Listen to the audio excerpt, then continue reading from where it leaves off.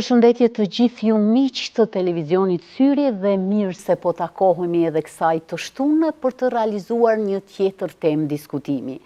Fundjavën e kaluar, shoqata intelektualve Jakova në Gjakov mbushi 2 dekada të punës së saj. Përgjatë këtyre 20 viteve, intelektual të fushave të ndryshme, të përfshira edhe brenda Kosovës, por edhe gjetiu, u përpoqën që përmes diskutimeve në rolin e panelistëve, tryezave shkencore, debateve dhe akademive të ndryshme, të shpërfaqin shumë gjëra të cilat kanë të bëjnë me historinë e vendit. Përgjithsisht është e rëndësishme që kjo shoqat kaloj në një rrugtim shumë të rëndësishëm, fakti që në gjirjen e saj pati intelektual edhe prej atyre të cilët sot nuk janë në jetë, por ishin nismëtarë të kësaj shoqate, por edhe të tjerë të cilët ju bashkuan këtij aktiviteti kaq të rëndësishëm.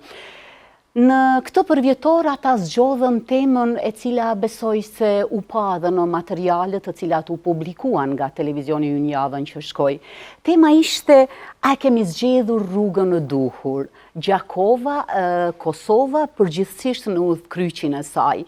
Historia është ajo e cila flet, por janë njerëzit intelektualet ata të cilët me profesionalizmin e tyre përpiqen të diskutojnë siç është më smiri në këtë temë. Prandaj të ftuar në studion ton kemi 2 zotrinj të njohur tashmë në arenën jo vetëm brenda shtetit ton, por edhe gjetiu, të cilët u përpoqën të japin kontributin e tyre krahas punës profesionale edhe në këtë fushë.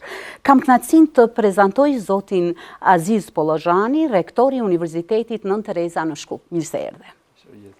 I shoqëruar nga doktor Afrim Blyta, neopsikiatër. Mirë se erdhe.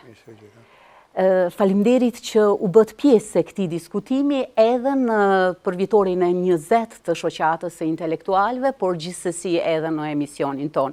Zoti Blyta, kësaj herë u zgjodh një temë shumë interesante. U pa që është punuar mjaftueshëm, por duhet akoma. Sipas jush, cili është këndvështrimi juaj? Jemi vërtet në një udhkryq apo cili është ai udhkryqi që ju mendoni? E para t'ju them të drejtën, na të dy së bashku jemi mjek. Dhe kjo zona e komforit aspektit profesional të na është mjekësia, dhe sa që duhet flasim për diçka që nuk ka të bëjë me mjekësi, na bën pak më të ndrojtur. Po kjo nuk do të thotë që ne si mjek, si intelektual, nuk kemi mendimet tona lidhur me proceset të cilat ndodhin rreth nesh. Sinqerisht me ju thënë, jemi në një udhkryq, edhe ai udhkryq është jashtëzakonisht i madh, dhe i cili fatkeqësisht, sipas mendimit tim, është pasojë e veprimeve që kanë ndodhur me vite me radhë në Kosovë, sidomos pas kohës së çlirimit të fundit e deri me tani. Dhe në një formë ose formën tjetër, po e paguajmë çmimin për një gjë të tillë.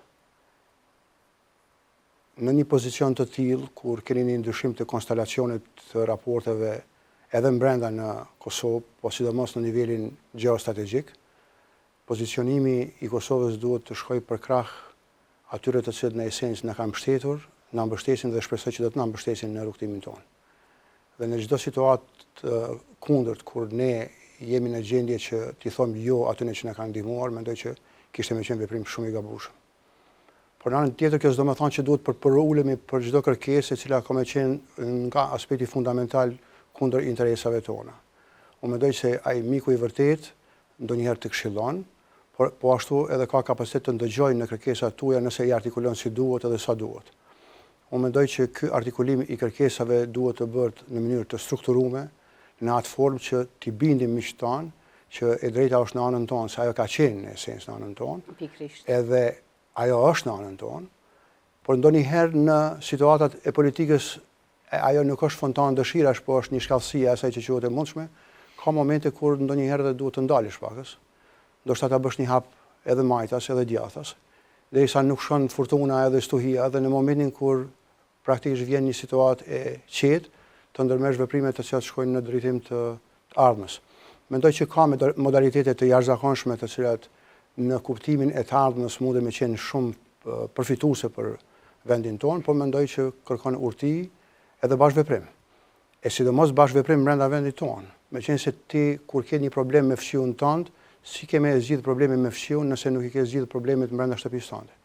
Dhe mendoj që gjuha e përbashkët, mbledhja e të gjithë atyre që janë të interesuar me i çu proceset përpara, duke i përjashtuar interesat personale dhe duke kaluar nga veta e parë njëjës unë në vetën e parë shumës na, mundësia për me ardhur deri te realizimi i kërkesave tona të drejta është jashtëzakonisht e mundshme. Ju konsideroni që ajo egoja individuale, tashmë ka kaluar dhe është bërë e tepërt, vetëm bashkarisht ne mund të zgjidhim secilin problem. Fatkeqësisht ne si kombë e kemi pas këtë problem në histori. Gjithsesi. Kjo vetë e parë njëjës unë për fat keq na ka përcjell gjatë tërë historisë. Dhe unë mendoj që në procesin e rrugtimit historik, në procesin e transformimit drejt civilizimit, kalimi prej vetës së parë njëjës unë në vetën e parë shumës na, nënkupton që ju keni arrit nivelet e larta të civilizimit. Jemi në tranzicion sipas gjitha gjasave, por mendoj që duhet me e gjetë gjuhën e përbashkët. Tek e fundit ne duhet me u pajtuar dhe kur spajtohemi. Patjetër. Zoti Bollazhani, ju me që nuk jetoni në Kosovë, por lidhjet e juaja me Kosovën janë të vazhdueshëm. Çfarë mund të thoni në këtë drejtim? Cili është ai udhkryqi që aktualisht është Kosova? Pikës pare dhe të dash të falenderoj me shoqatës për ftesën që ma bën dhe më nderuan që edhe unë të bëhem pjesë e manifestimit 20 vjetorit të shoqatës intelektuale të Gjakovës. Dhe gjithsesi të shpreh kënaqësinë time që tani mbas disa viteve që nuk jam në Kosovë të jem prap në mesin e intelektuale, po edhe të gjakovarëve me këtë rast. Dhe gjithsesi fakti që unë nuk jam, është e vërtet që nuk jam gjatë kohë tani më mbas transformimet më dhaja që filluan atë edhe me politikat e atëhershme, edhe unë detyrova të kthehem në vendlindje, por lidhja me Kosovën dhe përjetimet edhe në një farë mënyrë kujtimet edhe përvojën posaçërisht që e kam në jetën që e kalova këtu 15 vjeçare ata që jam këtu, janë ato që më bartin edhe më udhëzojnë edhe atje ku jam pra në Maqedoninë e Shkup tani, edhe në një farë mënyrë kanë qenë si standarde, si urrëfyes i rrugës tonë, po ashtu problematike me shumë udhkryqje edhe për shqiptarët e Maqedonisë. Për sa i përket udhkryqit, gjithsesi që ne përfaqësojmë atë çka quhet shoqëri civile, pra një mendim i pavarur, i lirë, i cili merr guximin të thotë atë që mendon në momente kur në një farë mënyrë jo vetëm që ai dëshiron, po e shef të udhës që mbase mund të shtyjë diçka nga e mira. Dhe me atë motiv, pra edhe sot me kënaqësi e mendoj këta ditë që jemi këtu në Gjakovë, ishim mysafir këtu dhe me idenë që këta udhkryqet që po përmenden shumë edhe në titullin e vetë ngjarjes, dini si është, udhkryqet shqiptarët kanë qenë shumë shpesh në udhkryq. Edhe duke u shtuar ato mbas çdo periudhe, ata duke prit ne të paksohen, ne ata veç po shtohen. Edhe kur bëhen shumë udhkryqja, ata bëjnë labirint mandej. Edhe se labirinti bëhet për udhkryqjave. Dhe labirinti është gjithmonë edhe më vështirë me u gjind. Pra ne shpresojmë që jo vetëm ne, po faktikisht aktiviteti i shoqatës intelektualëve të Gjakovës dhe të ngjashmeve që janë këtu në Kosovë shumë, se Kosova ka potencial intelektual, të ndihmojnë që jo vetëm ta kalojnë udhkryqjen, por edhe gjejnë rrugën e përshtatshme për të zgjidhur problemet e ngelura deri tani dhe që mos hyjnë labirint, se labirinti është edhe shumë më vështirë mandej me u zgjidh. Shpresoj që me atë kontributin modest, me atë që thamë neve dhe që biseduam, mbase mund të jetë një shtytje ose një sqarimi ndaj një fenomeni, sepse gjërat në këtë kohë janë shumë transparente, edhe politika për shkak të mediave, për shkak të teknikave të reja, teknologjisë të re, edhe asaj që çdo ditë po lëviz, është aq e dukshme, aq sa që çdo kush ka të drejtë këtë mendimin e vet, edhe bile i din sendet shumë më mirë se pra njeriu është i pajisur me njohuni. Por akoma ka dilema, akoma ka paqartësi për disa sende dhe aty shoqëria polarizohet mbi bazën atyre fenomeneve që ka herë janë të rëndësishëm dhe nuk duken, ose ka herë hiç nuk janë të rëndësishëm, por bëhen mëdha dhe hupet rruga në një farë mënyrë. Me mujt me sqaru diçka në këtë drejtim, pra edhe kontributi jon, mendoj që ne do të ishim të kënaqur. Të gjendur në një situatë të tillë që jo rrallë informatat nga tereni janë ndryshe me atë e cila thuhet, promovohet se gjithçka është mirë. si intelektual, si antar i shoqatës së intelektualëve, a mendoni se kemi gabuar diku në këtë rrugtim, edhe pyetja se a jemi në rrugën e duhur e ka një përgjigje ndoshta e cila do duhet të elaborohet pak në brendim më shumë? Po, fakti që në mënyrë të vazhdueshme po ballafaqohemi me udhkryqje që i përmendi edhe profesor Azizi, tregon që ne nuk i kemi zgjedhur problemet që i kemi brenda shoqënisë tonë. Edhe çdo udhkryq i ardhshëm që po vjen, po është më i ndërlikuar edhe më i komplikuar derisa Zoti na rujt nuk vim në atë që quhet labirint, për cilët kur futesh vet është edhe më problem për me dalë, sesa kur të fut dikush tjetër. Dhe tash përgjigjja nuk ishte më qenë e thjeshtë. Faktorët janë të brendshëm, po definitivisht faktorët janë edhe të jashtëm. Faktorët e jashtëm ne nuk mundemi me ndryshu, ata janë më të fuqishëm se ne dhe janë jashtë mundësisë dhe kapacitetit tonë me ndryshu. Po mendoj që te ne këtu ka shumë gjëra që munden me u ndryshu. Unë personalisht mendoj që një prej çështjeve shumë të rëndësishme ku kemi dështuar është vetë procesi i arsimit dhe edukimit në përgjithësi në Kosovë. Prej kohës së luftës e deri tani.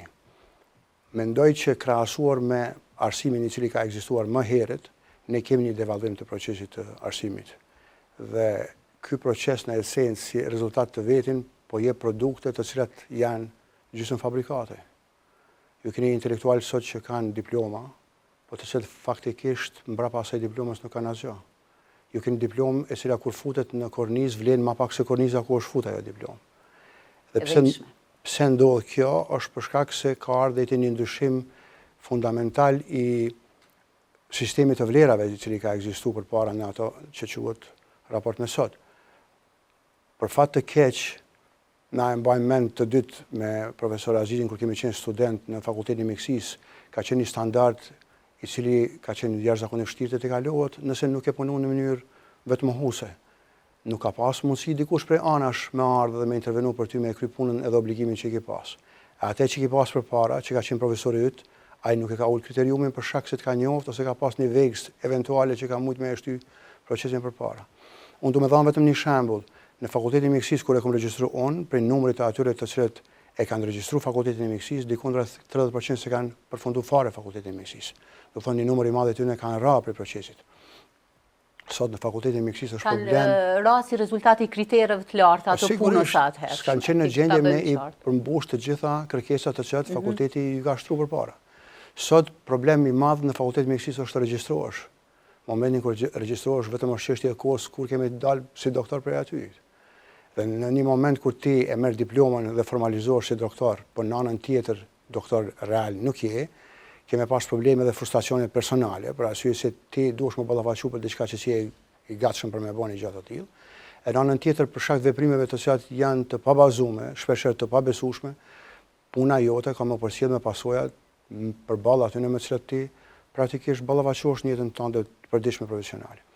Dhe mendoj që ky rënim i sistemit të vlerave ku e pandershmja ja zën vendin të ndershmës, ku e paftyrja ja zën vendin ftyrës, ku e padijshmja ja zën vend dijes, na ka sjellë në këtë situatë çfarë jemi ne sot. Ne asnjëherë s'kem pas më tepër universitete se që kemi sot, asnjëherë s'kem pas kolegje më tepër se sot, asnjëherë s'kem pas njerëz me diploma sikur sa që kemi sot, magjistra ose doktor shkencë, por për fat të keq asnjëherë s'kem pas më pak dije se sa që kemi sot.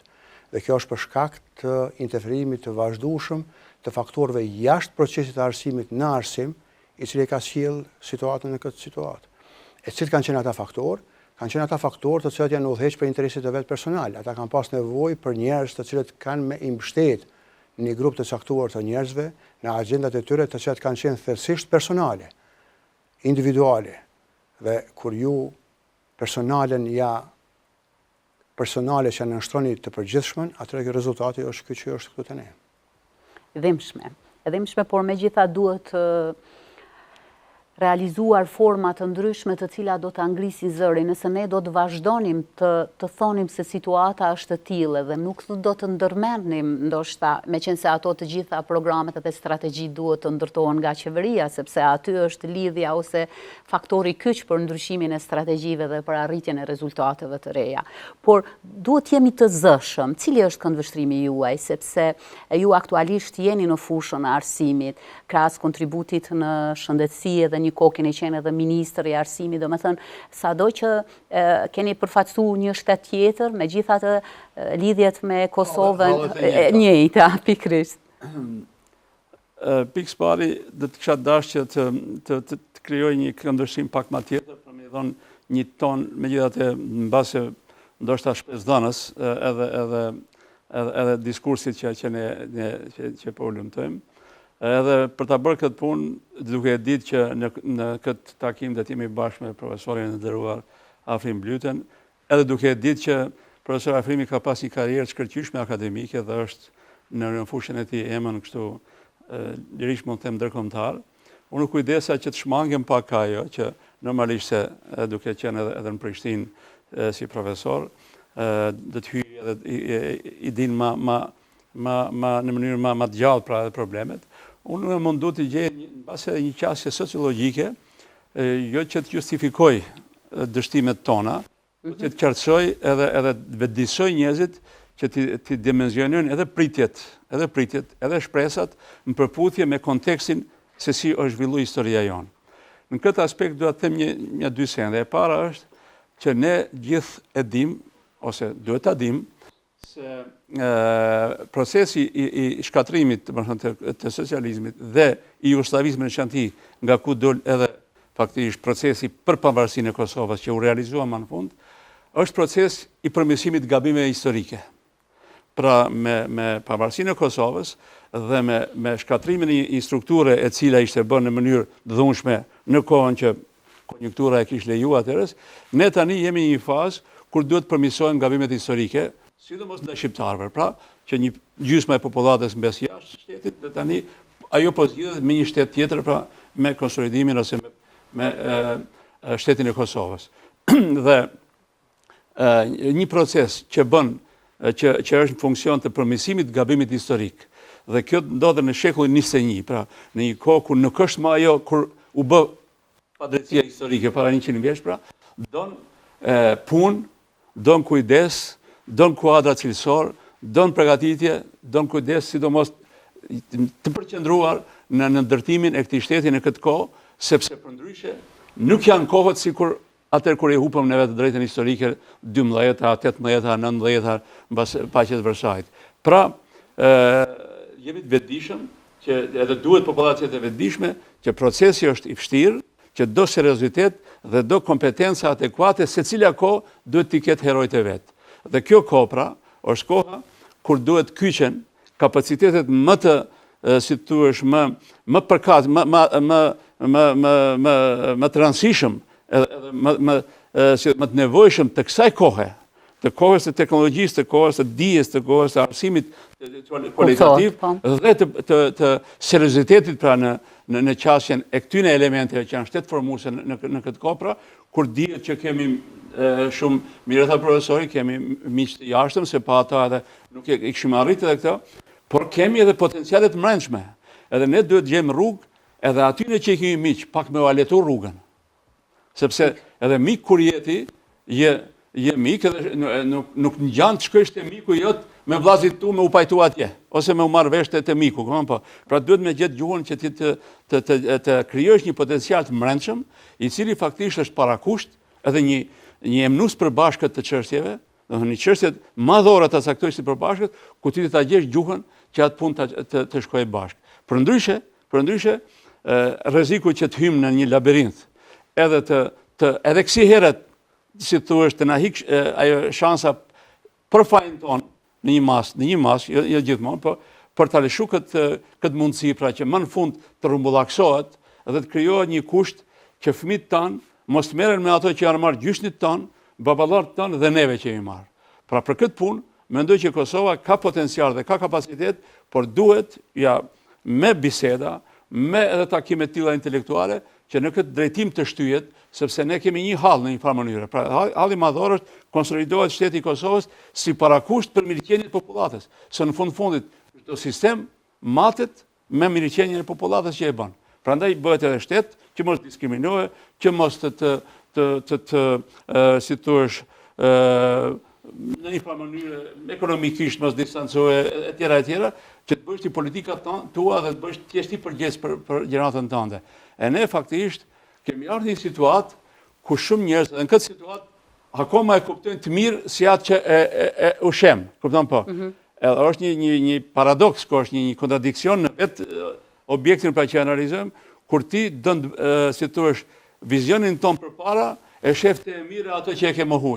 Ajo, ligjin dialektik të mësojshim atë ligjin mohimit, pra në një farë mënyre, jemi në një, më të vërteni, është, në base se unë mendoj që rrugën e kemi zgjedh, shpresoj që udhëheqjen e fundit e kemi kalu, por ama, në atë rrugë që e kemi zgjedh, me siguri që duhet mjetet tjera, duhet instrumente tjera, duhet kapacitet tjetër, për me rrumbullaksu, sepse edhe kjo ko, në një farë mënyre, i ka herojt e vetë, që duhet të shfrytëzoj. Gjithsesi, se cila kohë i ka njerëzit e vetë, edhe të dështuarit edhe të fituarit, sepse kështu historikisht është thënë gjithmonë. Nëse po flasim për lëkundje të vlerave, a rrezikohemi edhe për lëkundje të demokracisë, për lëkundje të shtetëndërtimit ose finalizimit të shtetëndërtimit tonë?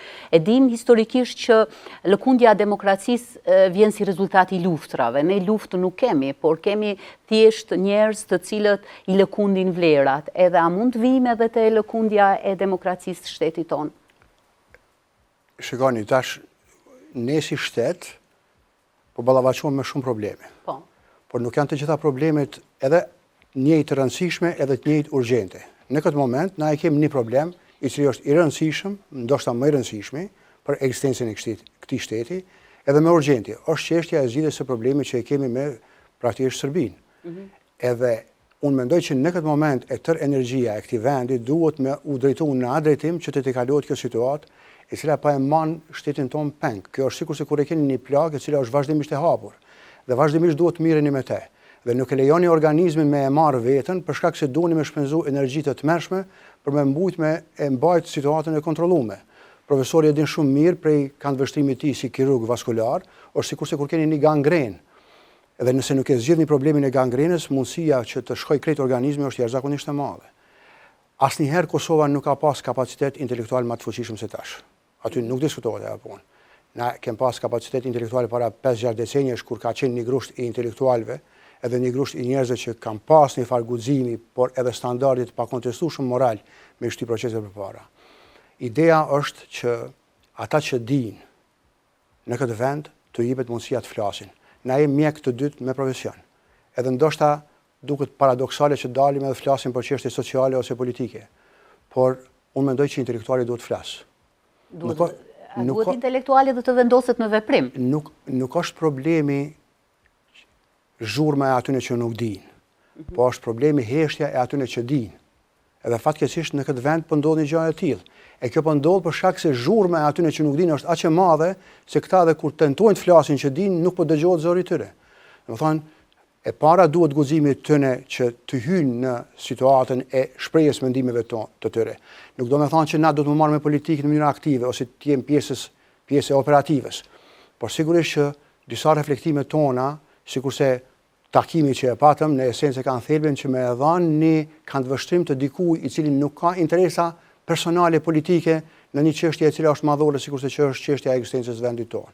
Dhe mendoj që në momentin ku krijohet ajo masë kritike e këtyre njerëzve që dinë dhe dojnë, mundësia për me bën ndryshim është jashtëzakonisht e madhe. Për arsye se a dini si, kur e keni një udhëhec të moralshëm, qytetari bëhet i ndershëm. Po kur i njëjti qytetar i ndershëm e ka një udhëhec të pamoralshëm, ai bëhet i pandershëm. Prandaj mendoj që duhet me pas një fanar të cilën duhet me e përcjell ky vend edhe ky popull në mënyrë që të arrijë aty ku është nis. Tash, a kemi në asnjë njerëz, unë mendoj që kemi. Por në anën tjetër, a duhet që edhe të ulemi së bashku edhe të tejkalojmë animozitetet personale, se mendoj që një pjesë e madhe e problemeve në Kosovë, brenda Kosovës, ka të bëjmë me personalitetin. Nuk ka të bëjmë me parime ose me principe. Nuk ka të bëjmë me atë a jemi të djathtë apo të majtë. Ajo ndonjëherë më duket shumë kështu groteske, çesharake, të flasim se jemi të djathtë apo të majtë. Po s'kemi në atë kapacitet për me dalë në opinion publik dhe të flasim na jemi e djathtë apo e majtë.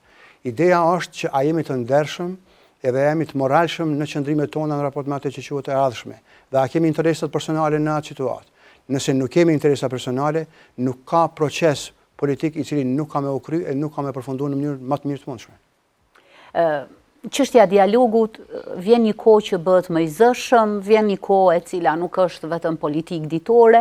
Megjithatë, sot siç e tha edhe doktori, tani jemi në fundin e këtij procesi ku duhet bëhemi bashk. Edhe takimi i fundit për çështjen në veri u pa që nuk ishin bashk të gjithë. Dikush doli më herët, dikush më vonë, kështu me radhë. A janë këto sinjale që nuk jemi bashk sa i përket dialogut? Këtë që e tha t'ju, pra i bie me atë përgjigja me atë fjalën popullore që fshati që duhet nuk do kollaus. E përdorim edhe ne edhe ju besoj këndin në Kosovë njësoj. Është një situatë ku në një farë mënyrë nuk mund të jemi të rahatshëm, ne si popullat të zëmbërshëm, si njerëz të interesuar gjithë për realizimin e procesit që është i nisur, kur i shohim që ata që janë përgjegjës kryesorë dhe që autorizuar janë me votë, me procedurë demokratike, ta quajmë kështu, që nuk arrin gjejnë gjuhën e përbashkët dhe mënyrën e komunikimit, fundit edhe nëse ka dallime, nëpërmjet një komunikimi, domethënë intenziv ose vllaznor, ta quajmë kështu, të njëjtit hall kemi, pra, të gjejnë rrugën për të dalë me një qëndrim. Dhe do të ishte fatkeqësi nëse edhe kjo situatë, dhe në këtë moment, palë të caktuara që ishin parti ose subjekte tjera të cilët në një farë mënyrë kanë interese nga proceset politike, këtë shndrojnë në një mundësi për pojena politikë ose që lidhen kryesisht me interesin partijak, ta qemë kështu po. Çdo deklaratë e tyre e ka partitë ekzistojnë për me realizu programin, se ata nuk ka parti politike në Kosovë, shqiptare në kuptohet, të cilët në programin kryesor të vetë nuk e kanë, domethënë rrumbullaksimin e pavarësisë të Kosovës dhe prosperitetin e jetesën më të mirë të shqiptarëve, pa. Nuk ka. Pra ata mjaftojnë që të realizojnë elementet të programit të vetë, sepse në këtë dallim edhe ne partitë politike shqiptare në Maqedoni, krejt në program e kanë avansimin, sepse ne kemi status tjetër atje, për avansimin e drejtave edhe mirëqenies shqiptarëve. Edhe për ato minimumi është që në moment të caktuar, në faza delikate, në faza vendimmarrëse, duhet me qenë me një zë. Dallimet duhet me i bisedu, duhet me ardhi të një konsensus i përbashkët, por karshi atyre që negocohet, duhet me qenë me një zë, sepse për ndryshe, si tu është, nuk e bëjmë punën mirë, sepse jo atë që e kemi kundërshtar direkt dhe që e bënd kundërtën që e bëjmë politikanët e Kosovës, por ata që e kemi miq, ka herë edhe ata i hutojmë, ose mund në vlerësojnë akoma si të padenjë për me e realizu atë të cilën e kërkojmë. Për shkak se kompromisi ose dialogu ta qemë kështu, ose qëndrimi i përbashkët, ose të ardhja dhe i të qëndrimi përbashkët, ose proces demokratik. Pra nëpërmjet të një procesi negociues ose bisedues bashkë me vllazit e tu, vjen në një qëndrim përbashkët dhe para aty në dalësh i qartë, që t'jesh sa më i qartë, je më i fuqishëm. Nuk ka qenë rrallë viteve të fundit kur miqtë ndërkombëtar kanë qëndruar indiferent për një kohë derisa ka qenë ngjarja shumë e vrullshme, shumë aktuale, mandej pas disa ditësh i kanë dhënë ato deklaratat e tyre. Ndoshta nuk është dukur e mirë kjo, edhe pse ko pas ko është folur për thjesht lëkundje të bashkëpunimit, por gjithsesi qeveria është ajo e cila thotë që nuk ka në asnjë moment lëkundje të bashkëpunimit. E para që deshta me e përmend është se fatkeqësisht politika jonë, udhëheqësit tonë, po funksionojnë si bashkësi e individëve të pakoordinuar. Dhe në situatë kur ballafaqohemi me ekzistencë, mendoj që praktikisht harmonizimi i qëndrimeve, duke u bazuar në dokumentet që i kanë të njëjta, e ti përkthejnë vetëm në gjuhën e përbashkët, ka me e të kalu situatën jashtëzakonisht lehtë. Ju nuk mundeni me prit që miqtë të na ndëgjojnë nëse prej orkestrit tonë dëgjojnë muzika të ndryshme të njëjtën kohë. Edhe tek e fundit, nëse punoni vetëm, ju mundeni vetëm me u rrit. Por nëse punoni së bashku, ju mundeni me u shumë fishua. Dhe mendoj që kjo është mekanizmi i zgjidhjes së problemeve që i kemi brenda e që ka më na bë shumë të fuqishëm me u ballafaqu me kërcënimet që na vijnë përjashtë. Aktualisht, çfarë mendimi ndon? A është apo nuk është e vërtet kjo që thuhet që jo rrallë po mendohet për dëmtim ose prishje të bashkëpunimit me ndërkombëtarët? Atë ishtë dashur me i pyet ata. Patjetër. Por si do që t'jetë, është mirë me ndëgju, por kjo s'do me thanë që duhet gjithmonë çdo sugjerim të tyre ta pranojmë pa një gjykim. Por edhe nëse japim përgjigjen, dhe ajo përgjigja është e përbashkët, dhe është me një zë, sigurisht që edhe ata që janë miq kanë me të ndëgju me seriozitetin më të madh. Faleminderit. Cilët janë 3 faktorët urgjent që njerëzit tanë të cilët bartin mbi supe qeverisjen e popullit të Kosovës duhet t'i vendosin para vetes për të mos arritur taj labirinthit të cilën e përmendim gjatë diskutimit tonë? Ka 3 faktorë. Unifikimi i mendimit dhe qëndrimit, i pari, i dyti unifikimi i mendimit dhe qëndrimit, edhe i treti unifikim i mendimit dhe i veprimit. T'ju bie në vesh si që është më së miri. Ju, doktor? U pajtohem plotësisht. Edhe diçka, Akademia e Shkencave a do duhet të ishte më zëshme në këtë drejtim, në situata të tilla, të cilat kanë të bëjnë jo me individin, por kanë të bëjnë me kombin përgjithsisht. Sepse në umbrellën e saj ka shumë intelektual të cilët mund të japin kontributin e tyre, si që jepni ju e të tjerë pas jush. Pa diskutim, se Akademia e Shkencave ishtë dasht me qenë maja e ajka e intelektualve të një vendi. Tash, unë nuk di si është situata aty brenda, por ju duheni me kuptu që t'jesh aktiv, në kupton që t'jesh aktiv edhe nga aspekti fizik, edhe nga aspekti mental. Dhe për me qenë në optimumin e aktivitetit fizik dhe mendor tandin, dush me qenë një moshë të saktume, e cila ta lejon me e bën një gjë të tillë. Dhe unë mendoj që në Akademinë e Shkencave kemi një numër të konsiderueshëm të njerëzve të jashtëzakonshëm, të pakontestueshëm, por të cilët janë në perëndimin e kapaciteteve të veta fizike dhe mendore, dhe nuk mund të presish një kontribut të dikush që është mbi 80 vjeç të jetë pjesë aktive e këtyre ngjarjeve që ndodhin këtu te ne. A ludoni se duhet të kemi antar të rinj? Jo, kjo s'do të thotë që shumë intelektual tjerë dhe kapacitete tjera akademike që janë jashtë akademisë nuk munden me dhënë kontributin e vet. Do të thonë, jo, domosdoshmërisht duhet me u lidh vetëm me institucionin e akademisë. Faleminderit.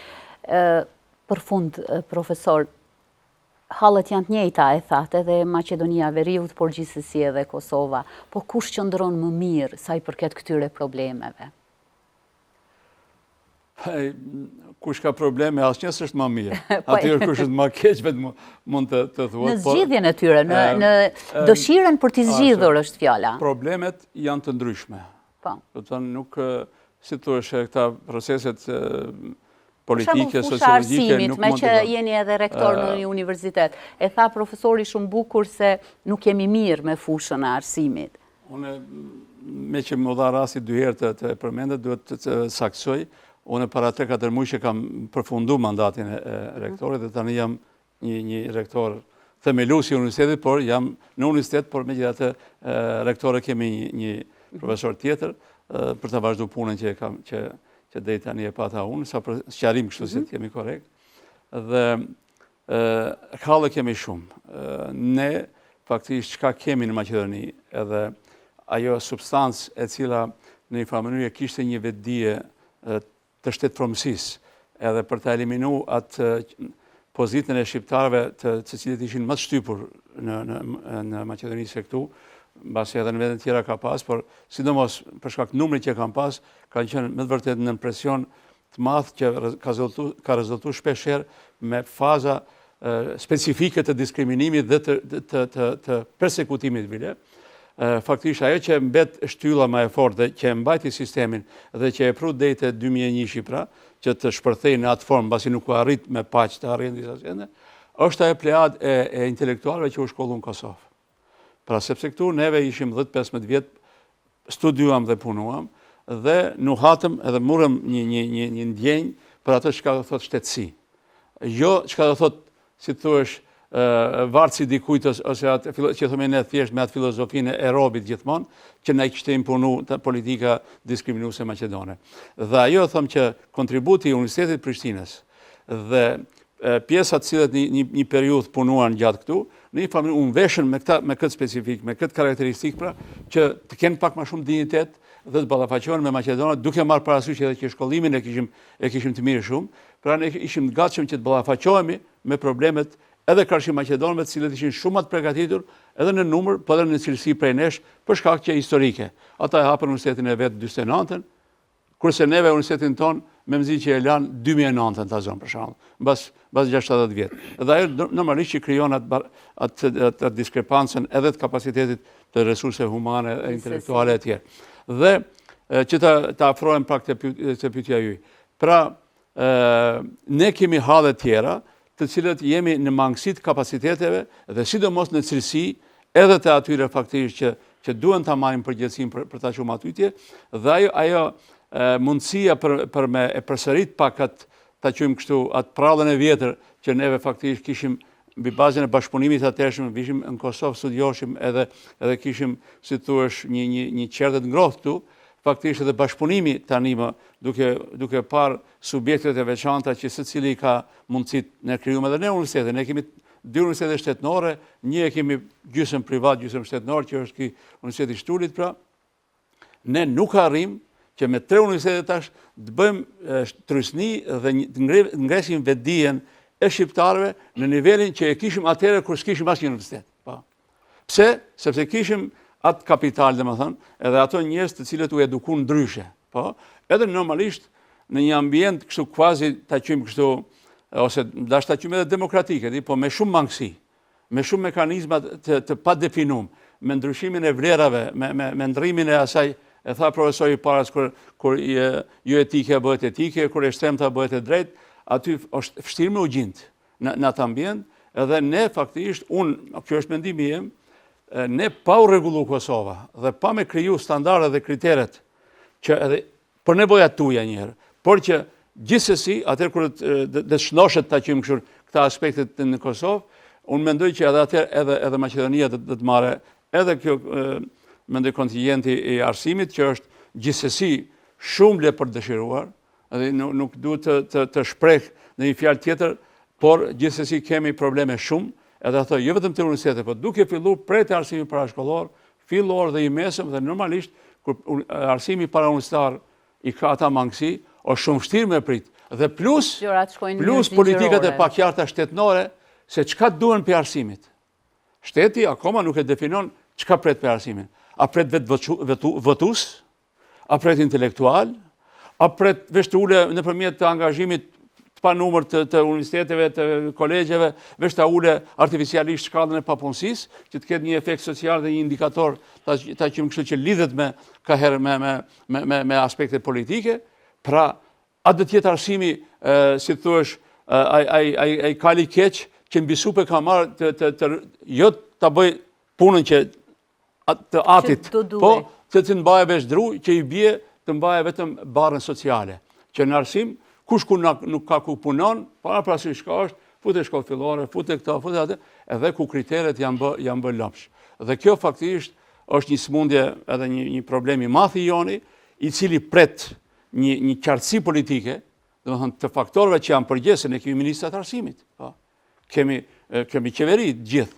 Dhe mendoj ose ministër po ja hudh fajin ministri tjetër për strategjitë e krijuara. Ajo është nuk e han më kërkush atë trave, di se edhe un kam qenë ministër, problemet mbas edhe un kam një pjesë përgjegjësisë për atë kohë që kam qenë ministër, po. Por ama në politikë edhe në kontekstin social shifet trendi, po. A shkon nga ke qenë kështu, po nuk ka qenë mirë. Po tash kjo që vjen më aty, a bëhet më mirë apo bie më keq? Ne kemi trendin negativ.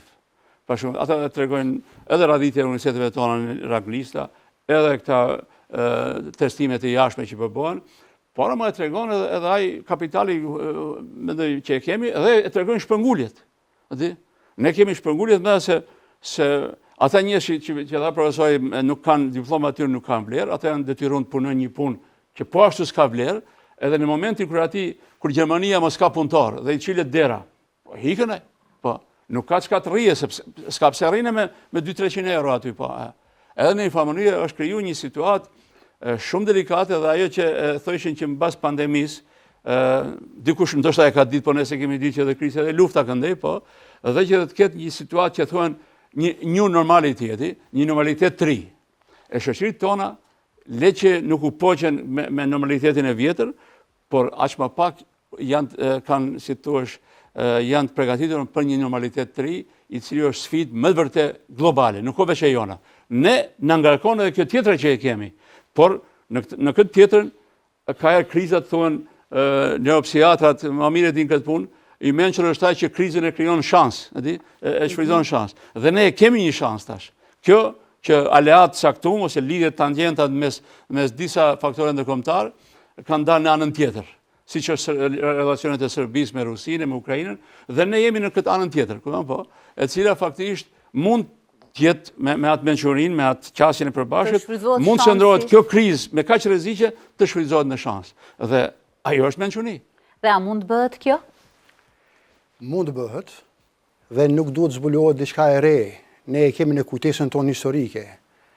Arritjet më të mëdha civilizuese në trevat tona, duke llogaritë edhe në Maqedoni ku jetojnë shqiptarët, është Universiteti i Prishtinës, i cili ka qenë themeluar në vitin 69. Dhe për 10 vjet u arrit një zhvillim i tillë civilizues, të cilin na nuk e patëm pa me 100 vjet në këto treva. Pra një arsim edhe edukim i mirëfillt është në gjendje të zgjidhë të gjitha problemet brenda një vendi, normalisht kërkon kohë, por përsëri, nëse e realizojmë një gjatë të tillë edhe e kthejmë arsimin në binarë të duhur, rezultati herë do kur do të vjen. Faleminderit për kohën edhe mundësit, u kënaqa me këto mendimet të juaja kaq profesionale, të thukta dhe përmbajtësore. Uroj që mendime kështu si ju të kenë edhe shumë intelektual tjerë të fushave tjera që veprojnë edhe në shtetin e Kosovës, por edhe gjetiu.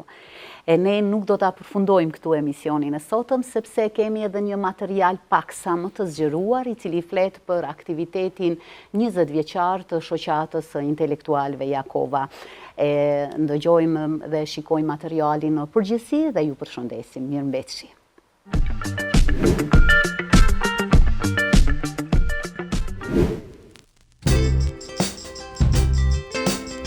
Intelektuali nuk është vetëm njëri i teorisë, por edhe i aksioni dhe veprimi. Kjo është fjalia tematike që shoqata intelektualëve Jakova ka synuar ta realizojë përmes punës dhe veprimtarisë 20 vjeçare të saj.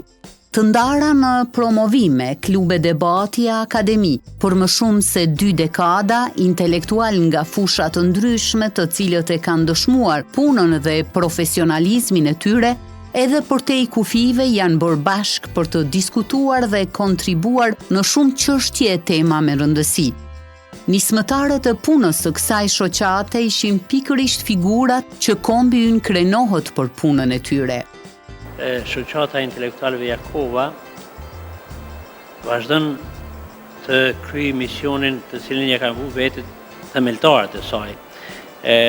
Akademik Pajazit Nushi, akademik Besim Bokshi, akademik Esad Stavleci, akademik Mark Krasniqi dhe të tjerët, për të vazhduar me synimin që ti shpalosim vlerat, ti kujtojmë njerëzit, personalitetet dhe ngjarjet me rëndësi historike për popullin tonë, të hapim shtigje, vizione, projekte për perspektivën e të rive, të promovojmë botime me vlerë, të zhvillojmë debate nga aktualiteti, të organizojmë trojeza me tema të ndryshme të cilat janë me qëllime shumë fisnike, me qëllime shumë humane edhe ngjashme.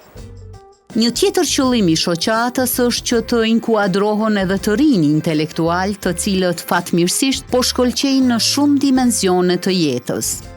Intencat ose synimet e shoqatës kanë qenë që në mesin tonë të jenë jo vetëm të rinj, të cilët me sukseset e tyre na bëjnë krenar gjithandaj në përbot, qoftë në fushën e shkencës, kulturës, sportit dhe lamive tjera, po ne kemi edhe më të tjerë thirrje publike, jo vetëm për ata, po edhe për pjesëtarët e komunitetit gjithësisht të kombit tonë të gjinisë feminore, edhe për ato dyert janë të hapuna, ne kemi pas në disa raste si